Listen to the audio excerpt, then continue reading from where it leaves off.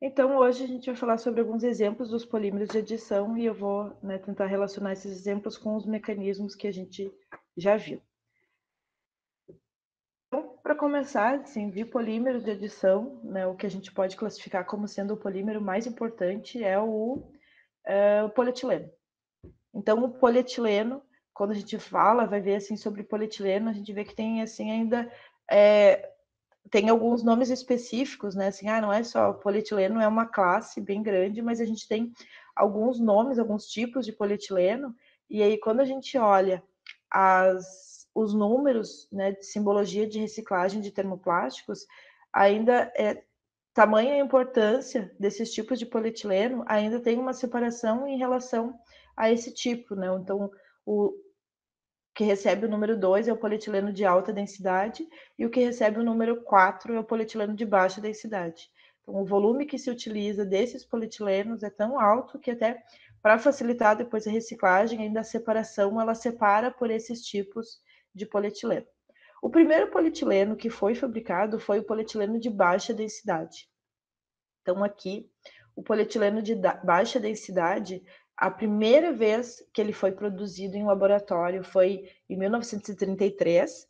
Tem registros anteriores a isso, que é 1898, que se estava fazendo uma reação com, eu acho que era diazometano, e se chegou numa estrutura que seria um polimetileno, porque como partiu de um composto que tinha um carbono só, né, um derivado de metano, na estrutura que foi, na obtenção da polimerização, chegou numa estrutura de um sólido que tinha uma sequência de CH2, CH2, CH2, CH2, que era uma sequência muito grande, mas não se tinha ainda essa definição disso como sendo um polímero. Então, assim, a estrutura química é idêntica do polietileno, porque o polietileno também é uma sequência de CH2. Então, essa estrutura se chegou antes, né, mas não com a intenção de se chegar antes e nem com uma continuidade disso, foi um acidente de laboratório. Assim como o próprio polietileno de baixa densidade, a primeira obtenção dele em 1933 foi um erro de laboratório. Né? Se chegou no polietileno sem ter tido a intenção de chegar nesse polietileno, a intenção era de fazer outras coisas, era fazer, né, outro tipo de reação, e de repente o que aconteceu foi que acabou formando aquele sólido branco. Essa reação que foi feita em 1933, ela foi feita em uma autoclave, e aí nessa autoclave, como tu estava com gás de etileno ali e estava sob pressão, o que os químicos que estavam trabalhando perceberam é que começou a despressurizar aquela autoclave. E essa despressurização, ela aconteceu justamente porque o gás formado, que é o que dá aquela pressão, quando ele reagiu e se tornou um sólido, a pressão interna caiu. E aí depois eles ficaram bastante tempo tentando reproduzir, tentando repetir isso. E eles não conseguiam, por isso que demorou para que entre aquele primeiro experimento de laboratório, que foi em 1933, até que de fato se começou a produzir o polietileno, que foi em 1938, é porque depois daquele primeiro, se fez muitas tentativas de reproduzir o erro e não conseguiram.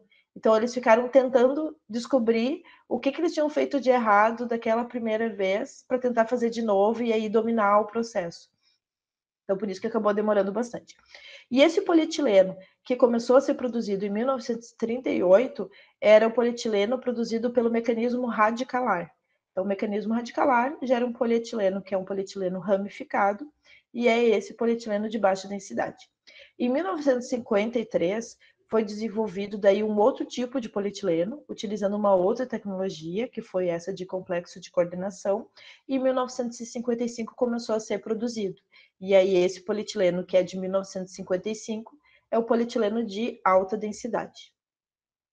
Então, o que é a principal diferença entre o polietileno de alta densidade e o polietileno de baixa densidade?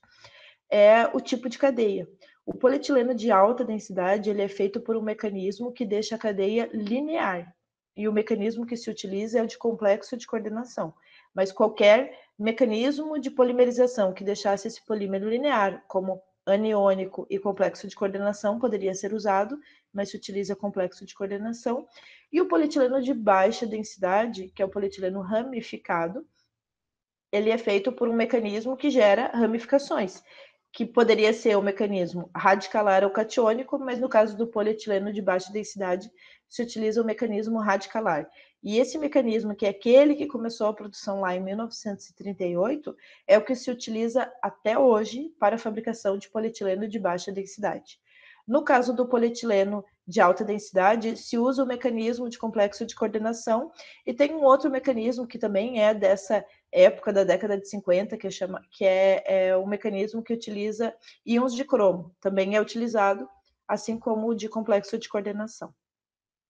Bom, a primeira coisa que chama atenção quando a gente fala desses polietileno de alta densidade e polietileno de baixa densidade é o efeito na densidade, né? Por que o fato de ser linear ou de ser ramificado, a gente vai ter essa densidade diferente?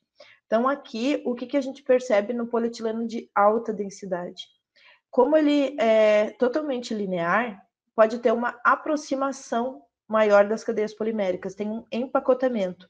Nesse empacotamento, em um mesmo volume de material, né, o mesmo volume de uma peça plástica, tu vai ter uma quantidade maior em massa, justamente por essa aproximação que tem entre os átomos, entre essas cadeias poliméricas. Enquanto que no polietileno de baixa densidade, as ramificações elas provocam a formação de espaços vazios, elas afastam as cadeias, então tu não tem o mesmo empacotamento.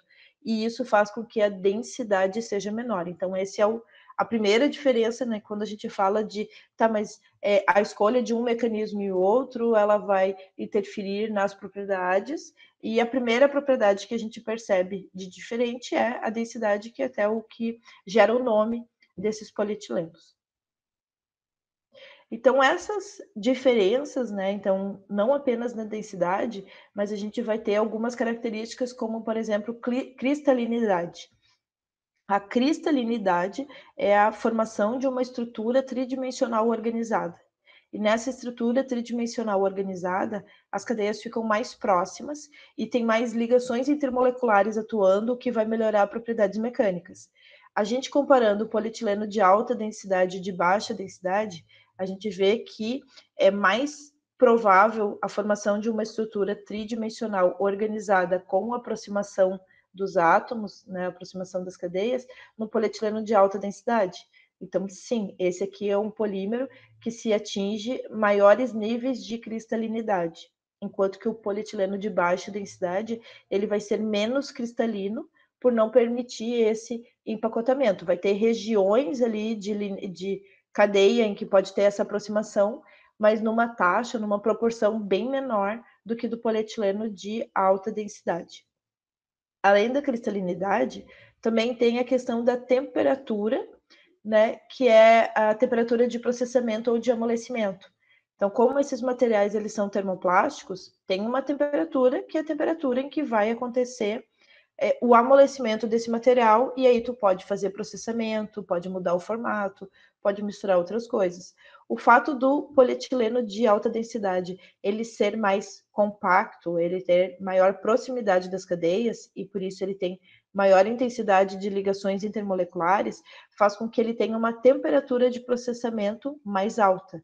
E essa temperatura de processamento mais alta, ela também vai dar uma maior resistência térmica. Então, o polietileno de alta densidade, ele tem uma resistência térmica maior do que o de baixa densidade, justamente por essa aproximação. Então, tu precisa fornecer mais energia para que tenha uma mobilidade, que tenha uma movimentação e acaba amolecendo esse polímero. E também a resistência mecânica. O que vai acontecer é que esse polietileno de alta densidade ele vai ter uma maior resistência mecânica, fazendo com que ele seja utilizado em aplicações que é necessário uma maior resistência mecânica do que o polietileno de baixa densidade. Só que o que acontece, né, dentro dessa área, a gente tem aqui os dois extremos, que é o polietileno de alta densidade e o de baixa densidade. Mas eles têm vantagens, né? Então, o polietileno de baixa densidade não é que ele seja, ele é pior isso, né? A resistência térmica, a resistência mecânica, a temperatura de amolecimento é tudo pior no polietileno de baixa densidade, como se ele fosse um polímero ruim. ele tem uma vantagem, que é uma vantagem de, por ter uma menor densidade, ele é mais leve, ele também é mais flexível, tem uma maior flexibilidade do que o polietileno de alta densidade, e tem algumas vantagens também em relação ao custo nesse polietileno. E aí o que se acabou fazendo, assim, pequenas mudanças ou diferenças que tem em relação um ao outro na sua aplicação, se começou a pensar em chegar em meio termo. Não ter, assim, apenas aquele polietileno de alta densidade, como sendo algumas vantagens que ele tem, e aí no outro extremo é o polietileno de baixa densidade. O de alta densidade, ele tem uma vantagem que assim, o mecanismo que ele é obtido é o complexo de coordenação. É um mecanismo que envolve muitos cuidados com o sistema catalítico, né, com aquele catalisador, principalmente Ziegler-Natta. Só que ele pode ser feito um processamento em temperatura e pressão mais baixa, enquanto o mecanismo radicalar, para o polietileno, se utiliza temperatura mais alta e pressão maior.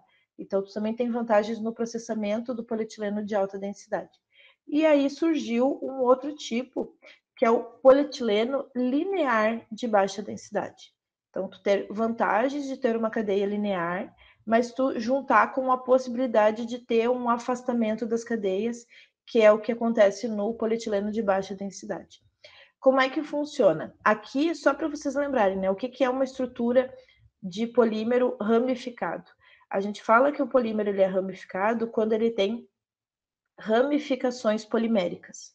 Então, eu não tenho pequenos segmentos como sendo uma ramificação de uma cadeia principal, mas eu tenho um crescimento de cadeia que é aquele provocado, né, por transferência de cadeia nos mecanismos radicalar e catiônico. Nessa transferência de cadeia, vai ter um crescimento polimérico. Então, esses segmentos que a gente tem aqui como sendo ramificações, são segmentos que são segmentos de tamanhos diferentes. Então, não são todos os segmentos do mesmo tamanho, e eles são segmentos muito grandes, são segmentos poliméricos. Agora, no polietileno linear de baixa densidade, ele vai ter pequenos segmentos. Então, aqui só um exemplo, né? Aqui poderia ser um segmento com 2 carbonos, né? Um etil, um propil, mas ele tem um número definido, são pequenos, e esses segmentos que têm esses substituintes, eles são derivados dos comonômeros que são usados juntos com o etileno. Então, como funciona, né? Se faz a obtenção desse polietileno linear de baixa densidade utilizando o etileno em maior proporção, então, um grande volume, né, 92% da massa que é utilizada como monômero é etileno, e aí se mistura com esse etileno um pouquinho de um outro monômero, que normalmente se usa but-1-eno, hex-1-eno e oct-1-eno. Então, cadeias alcenos de 4, 6 ou 8 carbonos é o mais comum para ser utilizado.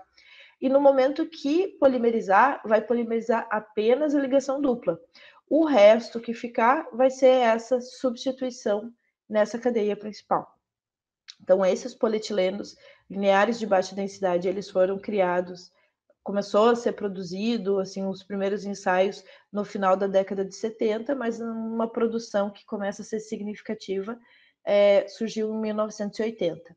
E o que acontece é que começa a ter uma grande possibilidade, um grande leque entre aquilo que seria o polietileno de alta densidade e o polietileno de baixa densidade, conforme a quantidade e o tamanho desse comonômero que é adicionado. E aí tem, né, bastante tipos de polietileno linear de baixa densidade conforme esses parâmetros. Então, aqui só fazendo um comparativo, né, entre todos eles. Então, o polietileno de alta densidade é linear, o linear de baixa densidade é linear e o polietileno de baixa densidade tem cadeia ramificada.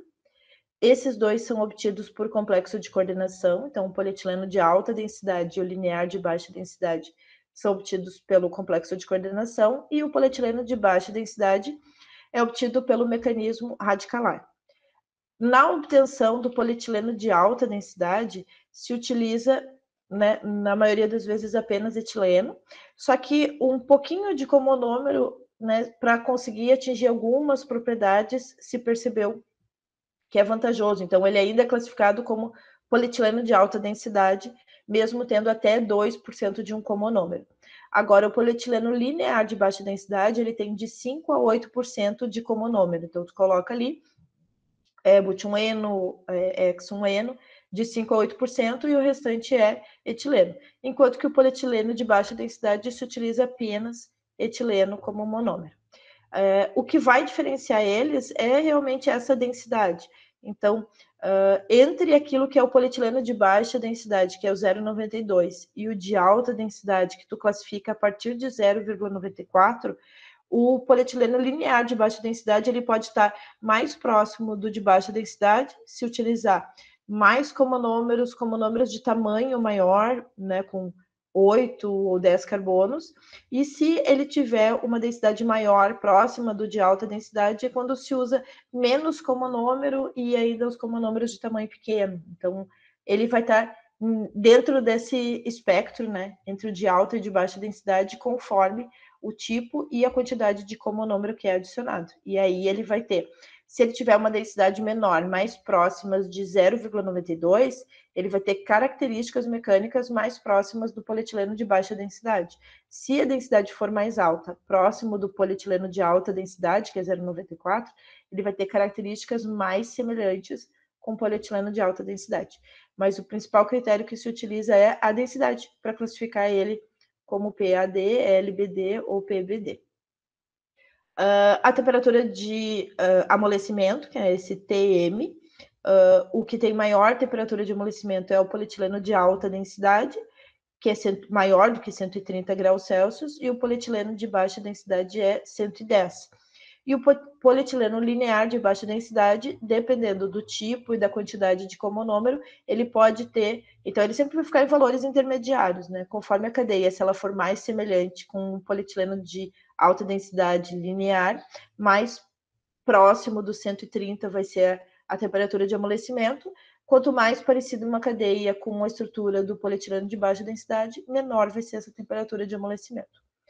E a importância desses polietilenos no mercado, né, de polietilenos, cerca de 45% de todo polietileno que é consumido no mundo é do de alta densidade, 36% mais ou menos é do linear de baixa densidade e 19% é o polietileno de baixa densidade. E aqui só para alguns exemplos, né, quando a gente fala de propriedades mecânicas e depois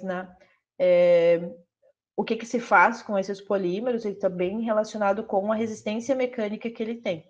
Então, o polietileno de alta densidade, ele é utilizado para fazer, então, esse tipo de embalagem, né, essas bombonas plásticas. Não só, aqui a gente tem bombonas até 200 litros, que são essas maiores, mas se faz com polietileno de alta densidade até aquelas caixas d'água de 5.000 litros, então tu consegue fazer embalagens bem resistentes, de grande volume, e se usa muito para embalagens de produtos químicos. Como o polietileno ele é bem inerte, então ele é bem resistente ao transporte de produtos químicos, por isso que se utiliza bastante, né? Ele não é atacado, não reage com muitos dos reagentes e muitos solventes. As sacolas plásticas de supermercado, e sacola plástica de supermercado, a gente fica, às vezes, com uma ideia que elas têm uma qualidade inferior em função, né, da experiência que a gente tem na utilização das sacolas, que é tu coloca uma garrafa de refrigerante ou alguma coisa assim, a sacola se rasga, e esse rasgar, na maioria das vezes, é essa parte aqui de baixo, que é a solda mal feita, é ali que se abre. Então, uma sacola bem feita, que tem uma boa solda, e ela vai ter uma resistência mecânica elevada. Tanto que, olha só, essa sacolinha é um filme bem fininho e ela resiste 6 quilos. Tem algumas que até mais aguentam, né, um peso maior do que isso. Então, é um polímero que, apesar de ter uma espessura bem fininha, né, essa aplicação, essa sacola, ela é bem resistente. E essas aplicações, né, hoje está se substituindo muito das tubulações de concreto e de outras por tubulação de polietileno. Então, o polietileno também, ele é bastante resistente, ele é bastante inerte, então tem uma alta durabilidade. A gente não escuta bastante, é um polímero que a decomposição dele é muito lenta, então a gente tem as desvantagens, que é, se essa sacolinha ela for descartada inadequadamente e for jogada no meio ambiente, vai levar centenas de anos para acontecer a decomposição dela. Agora, esse mesmo polímero, que leva centenas de anos para acontecer uma decomposição, ele é muito útil para uma aplicação de infraestrutura. Então, essa infraestrutura que vai ficar ali no solo, que vai ficar enterrada, em contato ali com os micro-organismos do solo e com variação climática, ele vai ser bastante resistente e vai garantir a durabilidade dessa aplicação. Então, lembrando, né, o problema não é o plástico, o problema é o que a gente faz com esse plástico. O polietileno de baixa densidade, então aqui eu tenho algumas aplicações, né? Essa aqui é uma aplicação que vocês estão bem familiarizados, que é o saquinho escolar, né? Um envelope plástico onde a gente guarda folhas. Esse tipo de embalagem não a embalagem, né, PET, aqui é a latinha, mas esse filme termoencolhível, esse filme que é colocado para que ele facilite o transporte, ele é feito de polietileno de baixa densidade, assim como essas proteções, então se usa muito PVD em filmes para agricultura. Então, quando tu quer, principalmente, fabricação de hortaliças, de algumas frutas que são mais sensíveis, como, por exemplo, morango, uva, essas proteções, elas servem para que não aconteça, em função da chuva, uma chuva um pouco mais forte, ou mesmo animais virem ali e acabar estragando aquela plantação, se faz essas coberturas, isso é feito de polietileno de baixa densidade, assim como esse tipo de frasco, né, frasco de muitos produtos de limpeza que a gente utiliza e frascos de remédio também, né, cápsulas feitas de polietileno de baixa densidade. Essa aqui é uma aplicação que aumentou bastante, né, do ano passado para cá, em função da pandemia, que é, por exemplo, em buffet, em muitos lugares, né, a utilização dessa luva descartável, né, e essa luva aqui, ela é também de polietileno de baixa densidade. E o polietileno linear de baixa densidade, a principal aplicação dele é para filmes, né, para embalagens. Tanto essas embalagens, então, que a gente reconhece que esse saquinho do arroz, saquinho do feijão, da pipoca, da lentilha, sei lá mais o que, assim, mas essas embalagens alimentícias do açúcar, é polietileno linear de baixa densidade.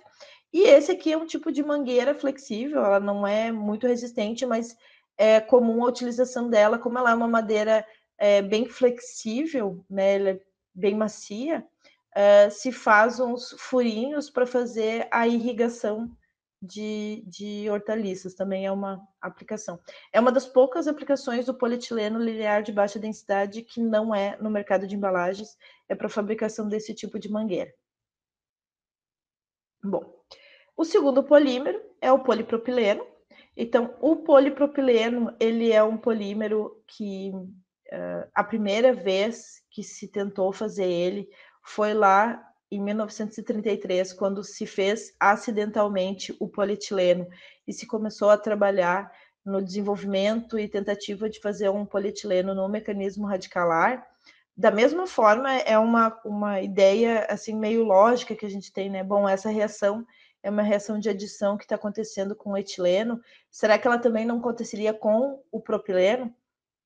E quando se começou a produzir em 1938, 39, o polietileno, se tentou aprimorar o polipropileno. Só que o que aconteceu é que no mecanismo radicalar, o polipropileno formado é um polipropileno atático.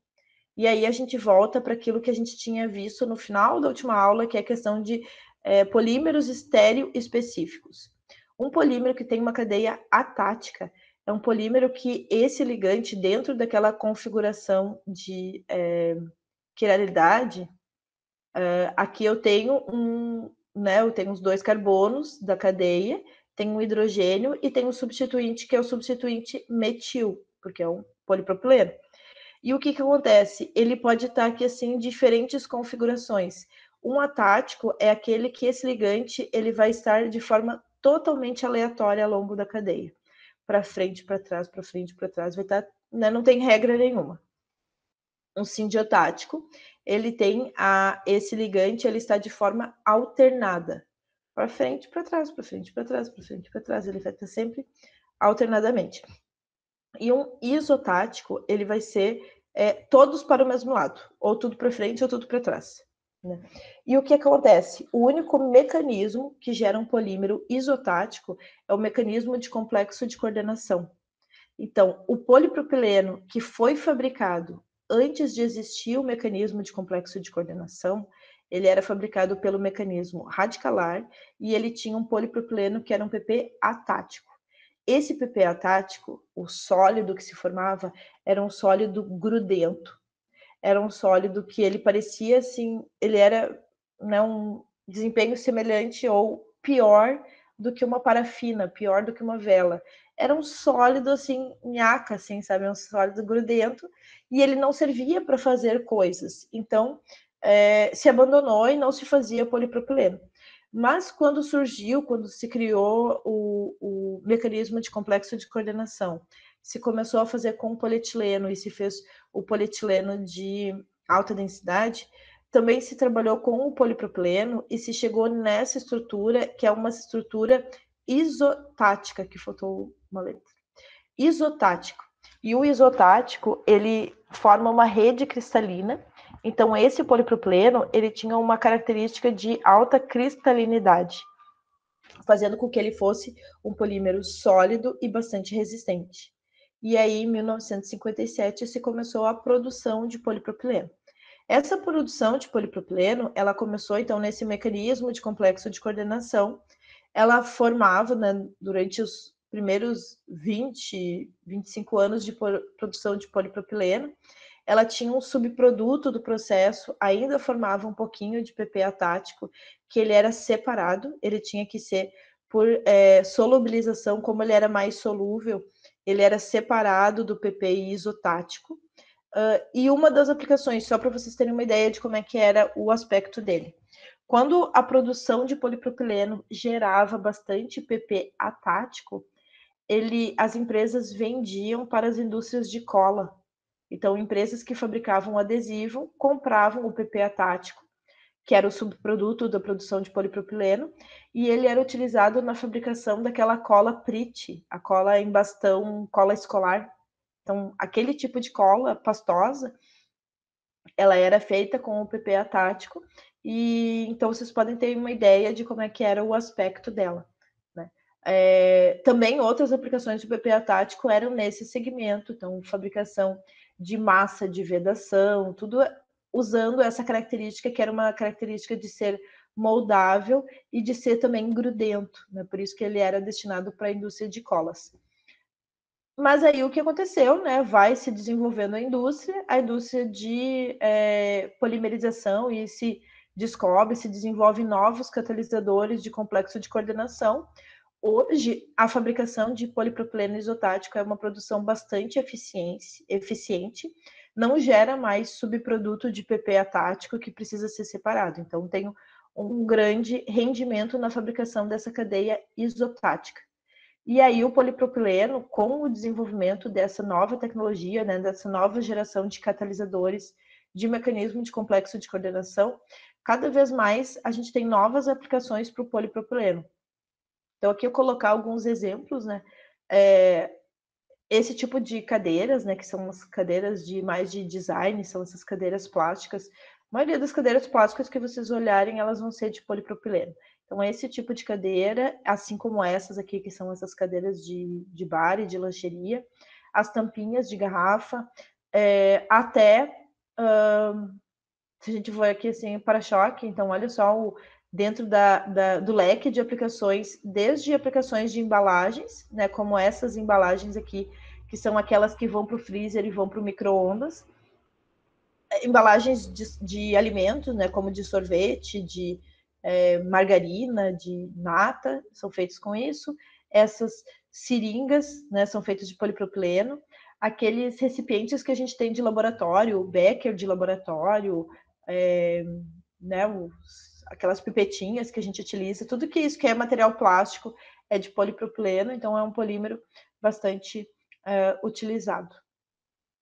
E não só bastante utilizado, mas existe perspectiva de crescimento de aplicações. Então, novas aplicações que eram feitos com outros polímeros, se vê cada vez mais vantagens na utilização do polipropileno. E aqui outros polímeros de adição. Então, esses outros, né, polímeros de adição, só para vocês terem uma ideia, né, a importância, todos os mecanismos são importantes. E aí a gente tem assim, ó, o poliestireno, né, o maior volume de produção de poliestireno é através do mecanismo catiônico. O polimetacrilato de metila, que é o plástico acrílico, ele é feito pelo mecanismo radicalar ou aniônico.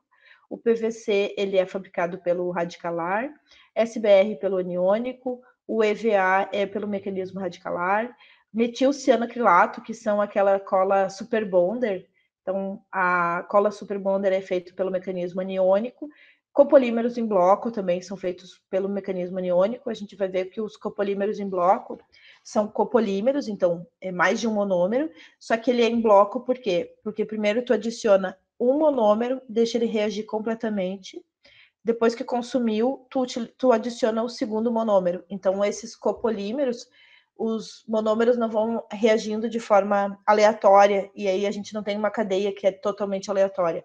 O copolímero em bloco, a cadeia, eu tenho um segmento que é só uma OQR, aí começa o segundo OQR, né? E aí eles estão ligados. Tem uma ligação que junta essas, como se fossem dois polímeros diferentes juntados por uma ligação covalente. Então, esses são feitos pelo mecanismo aniônico também. A escolha desse mecanismo, ela sempre vai impactar. Então, não é à toa que se faz pelo mecanismo radicalar, catiônico ou aniônico.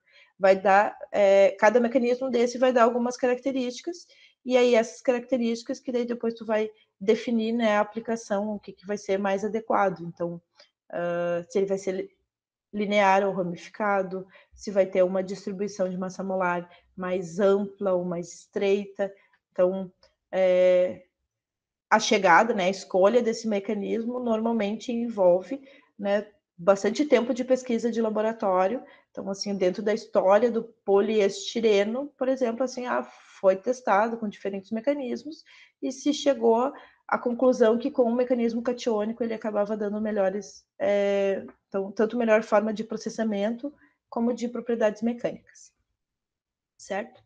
Bom, então isso aqui é só para vocês terem uma noção assim da importância de cada um desses mecanismos, que todos eles são importantes e cada um, né, para uma aplicação específica.